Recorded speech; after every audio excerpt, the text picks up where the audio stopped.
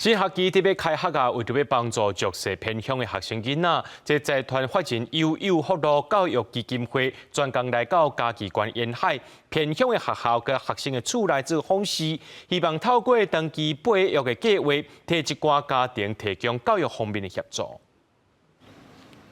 国高国中的校长带基金会人员来访视弱势家庭的学生囡仔，除了来了解因厝内拄到的问题，嘛要来鼓励学生囡仔好好读书。基金会会来提供因教育方面的协助。逐个月有这个一定的资源来帮助伊，会使自由的运用，看是要伫学业，还是讲要小天厝内费用，一直因为伊这是长期的栽培，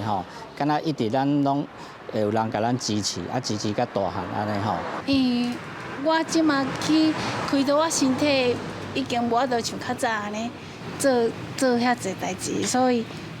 对囡仔实质上的经济方面有帮助。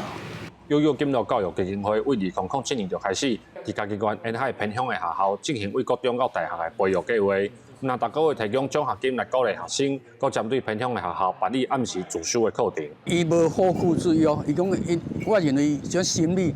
对这个心灵上伊种奖励，有种鼓励讲因为有通得了肯定。透过家培养了。这个囡仔拢会当受到大学的教育，也当改变伊本身的